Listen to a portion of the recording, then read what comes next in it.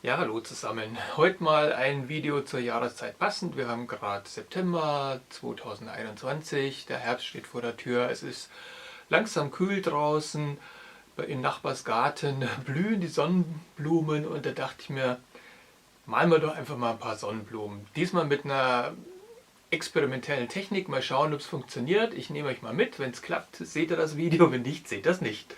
Also auf geht's, Pinsel in die Hand, wir legen los. Ja, ich habe mir folgendes Motiv bei meiner Lieblingsfotoplattform Unsplash rausgesucht. Das Originalfoto habe ich euch unten wie immer verlinkt. Mit dem Hinweis, der Fotograf, die Fotografin nimmt das Foto vielleicht mal von der Plattform weg. Dann existiert das natürlich nicht mehr. Ja, was mir hier gut gefallen hat, ist halt der Komplementärkontrast zwischen dem blauen Hintergrund und den orangen Sonnenblumenblüten. Und ich dachte, ich probiere mal was Neues aus. Habe ich noch nie gemacht. Dazu benötige ich Frischhaltefolie zum Thema Kunststoff. Okay, das ist Kunststoff, das sind 0, irgendwas Gramm. Ich denke, das ist noch vertretbar. Ich kann es vor allen Dingen auch gut über die gelbe Tonne dann halt relativ sortenrein entsorgen. Also wer mit Acrylfarben arbeitet, der muss sich sowieso die Gedanken machen, weil Acrylfarben sind ja zu 90% Kunststoff. So, was brauchen wir noch? Wir brauchen einen großen Pinsel, einen breiten Pinsel, Wasser, Weiß und Kylinblau. Damit mache ich nämlich jetzt den Hintergrund. Und ich wässere jetzt erstmal meinen Malkarton. Ihr könnt es natürlich auch gerne Leinwand nehmen.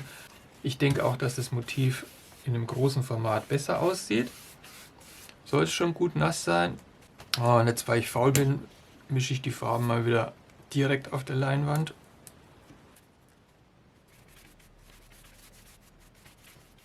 Und jetzt ist die Idee, wenn ich jetzt die Folie drauf gebe, die Technik kennt ihr vielleicht, ich verlinke euch mal das Video, das ich dazu mal gemacht habe, dann gibt es so Knitterfalten. Ne? Diese Falten sollen den Strukturen in den Holzbrettern dann entsprechen. Dazu darf ich die jetzt nicht so wild drauflegen, wie ich es nämlich normalerweise mache, sondern ich werde es jetzt sehr gezielt schieben und zwar immer von rechts nach links, so dass es eher senkrechte Falten gibt als waagerechte oder kreisförmige. Das passiert nämlich relativ oft. So, und jetzt muss das Ganze halt trocknen und ich denke schon, dass man so ansatzweise jetzt die Struktur von Holzbrettern erkennen kann. Bis gleich. So, jetzt ist die ganze Sache trocken. Jetzt ziehen wir es mal ab. Ja, das sieht schon ziemlich ansprechend aus. Mir fehlen noch ein bisschen so diese senkrechten weißen Strukturen. Das mache ich jetzt in Trockentechnik. Dazu nehme ich einen Borstenpinsel, wenig weiß. Ich drehe den Pinsel hin und her, sodass er ganz wenig Farbe hat. Und dann gehe ich mit dem Pinsel von oben nach unten.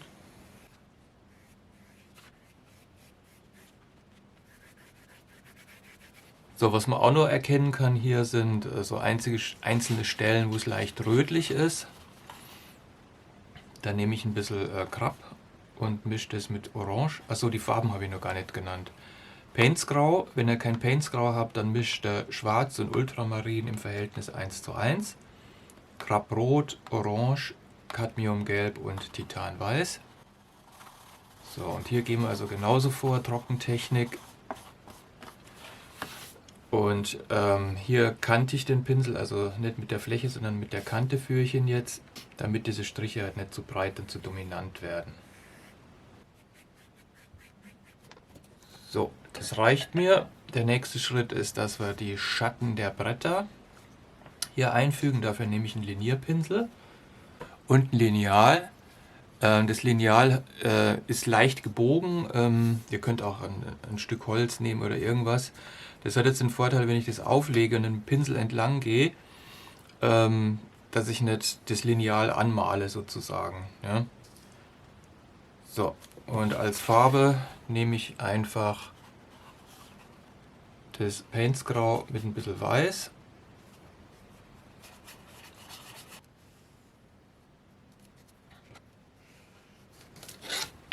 Dann kriegen wir halt einen schönen Schatten raus. So, der ist jetzt in Wirklichkeit, verschwimmt es so ein bisschen nach rechts und links, also dieser Strich hat keine harten Kanten und dann nehme ich einfach einen Finger, gehe nochmal drüber und dadurch breche ich die Kanten. Und dann sieht das noch ein bisschen realistischer aus und das mache ich jetzt einfach noch zweimal.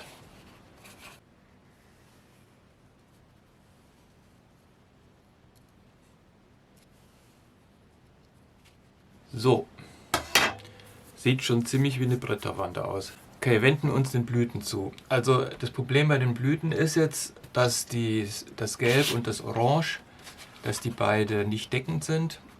Das heißt, es gibt es verschiedene Möglichkeiten. Also entweder ich klebe vorher die Form von den Blüten und von den Blättern hier in meiner Vorlage ab. Oder ich würde jetzt mit Weiß nochmal übermalen. Oder was ich jetzt mache, ich arbeite halt mit richtig dicker Farbe, also Pastos, und decke damit halt die Hintergrundfarbe dann ab. Trotzdem werde ich mit Sicherheit in 2 Gängen die Farbe auftragen müssen, dass ich dann wirklich eine gute Abdeckung bekomme. Ja, Pinsel haben wir auch noch nicht gesprochen. Den Borstenpinsel habt ihr ja gesehen, den Linierpinsel habt ihr gesehen, dann habe ich noch einen kleinen Spitzpinsel, Größe weiß ich gar nicht. Nummer 2, genau, den ich für die Details hernehme, dann noch einen Flachpinsel Nummer 6 und einen Rundpinsel Nummer 6. Und mit dem Rundpinsel fangen wir jetzt mal an. Ich mache es mir jetzt relativ einfach. Ich nehme den Rundpinsel mit ein ganz klein wenig von dem Krab und dem Painsgrau und male damit den inneren Teil der Blüten aus.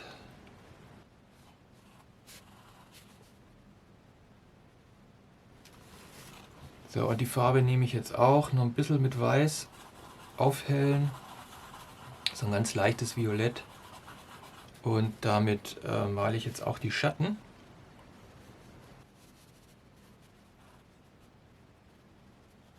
So, und die Blütenblätter sind das letzte, was wir malen. Das heißt, wir müssen alles, was darunter ist, davor malen. Also eben zum Beispiel auch die paar Blätter, die man hier erkennen kann. Dazu nehme ich Cadmiumgelb und ein bisschen was von dem Painsgrau. Ja, da ist ja Blau drin und Schwarz und beide Farben mit Gelb gemischt geben ganz interessante Grüntöne. Das könnt ihr hier sehr schön erkennen.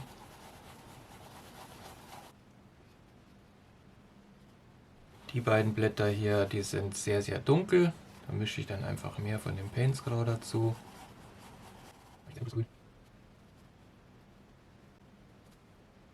Damit wir ein bisschen mehr Tiefe reinkriegen, mache ich jetzt die linke Seite ein bisschen dunkler und die rechte heller. So, und dann dazwischen die Blattader, da füge ich jetzt einfach Weiß hier dazu und dann kommt die Blattader hier drüber. So, die Stängel, das ist ein sehr blasses Gelb-Grün, das heißt, ich nehme jetzt einfach die Farbe hier, gebe hier sehr viel Gelb dazu. Ihr seht, ich habe jetzt noch einen anderen Pinsel genommen, einen etwas größeren Spitzpinsel, ihr könnt aber auch einen Rundpinsel nehmen, was immer ihr wollt. Gebe sehr viel Weiß dazu. Damit können jetzt die hellen Stellen malen.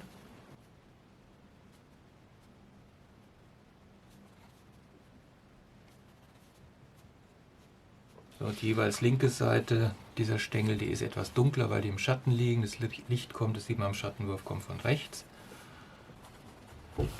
Da habe ich jetzt ein bisschen Painsgrau und ganz klein wenig Orange dazu gegeben. Dann seht ihr, dass es so ein ja, etwas dunkleres Grün-Grau ergibt.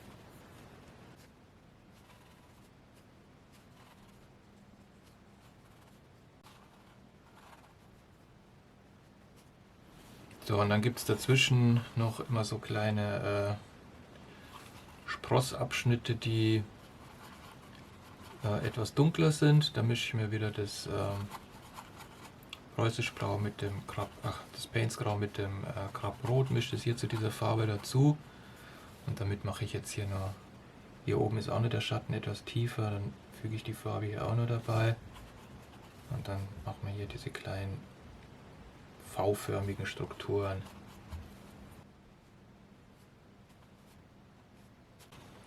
So, ich habe gerade gemerkt, dass ich hier noch einen Schatten vergessen habe, den ergänze ich jetzt noch. So, und auch hier wieder der Trick, damit die Kante nicht so hart ist dieses Schattens, ne, breche ich die mit dem Finger, das könnt ihr aber auch mit dem Borstenpinsel machen. So, jetzt müssen wir die ganze Farbe ein bisschen trocknen lassen. Okay, Die Blüten sind ja zum Teil rötlich, orange, und ihr seht, dass ich jetzt das Krabb genommen habe, aus dem Grund, weil wenn ich das Krabb mit dem Orange mische, dann kriege ich ja wunderbar diese Farbe und ich kann es sehr gut steuern, wie hell das wird, je nachdem wie viel Krabb ich zu dem Orange mische. Zum Vergleich hier nochmal das Orange. Ja. Und das male ich jetzt relativ flächig hier auf und sehr dick. Ich habe ja vorhin erklärt, warum.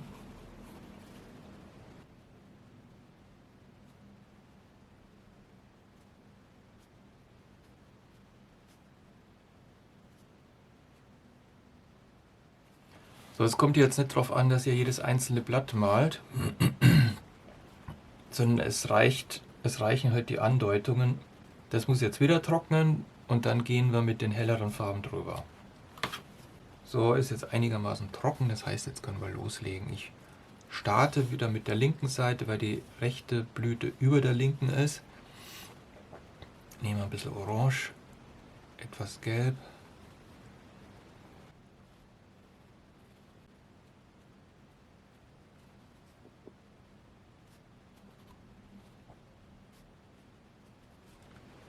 Wie ihr seht, gehe ich jetzt auch wieder in mehreren Schichten. Ich habe jetzt praktisch eine orange, erst eine rötliche Schicht, jetzt eine orange Schicht und jetzt gleich kommt eine gelbe und ganz zum Schluss kommt dann ganz helles Gelb.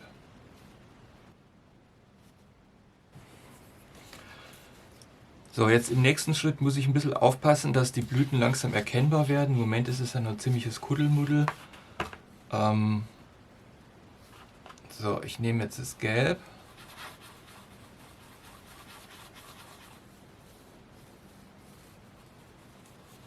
Und damit forme ich jetzt sozusagen einzelne Blätter. Das ist mal nicht hell genug, ich gebe ganz klein wenig Weiß dazu. Der Vorteil, wenn ich Weiß dazu gebe, ist, dass es deckend wird. Der Nachteil, dass die strahlende Farbe ein bisschen verloren geht.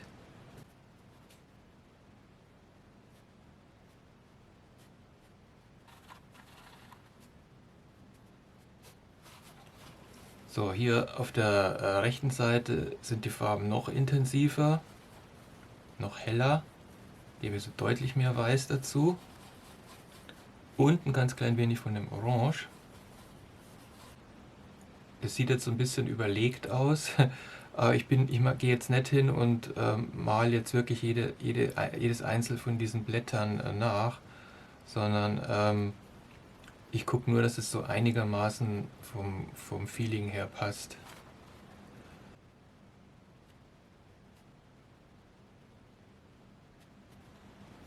Also wichtig ist halt hier, die Farbe sehr dick zu verwenden. So, hier mische ich noch ein ganz klein wenig mehr Weiß dazu, dass es noch ein bisschen greller wird. Auf der Seite hier, da haben wir nämlich die hellsten Blätter.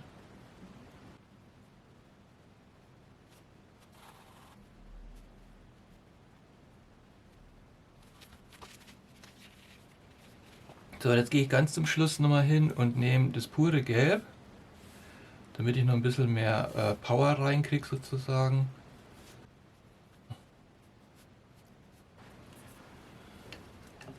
Okay, so, und der letzte Schritt hatte ich ja gesagt, dass ich hier auf der rechten Seite der Stängel nur die Farbe ein bisschen aufhelle. Nehme ich jetzt das reine Weiß mit ganz klein wenig von dem Gelb, dass es nicht zu brutal wird. Und mache an einigen Stellen den Stängel halt nochmal deutlich heller. So, das war's. Ich hoffe, dass es wieder eine nette kleine Anregung für euch ist für die kalten Herbsttage. Ich wünsche wie immer viel Spaß beim Nachmalen. Wir sehen uns beim nächsten Video wieder. Macht's gut. Tschüss.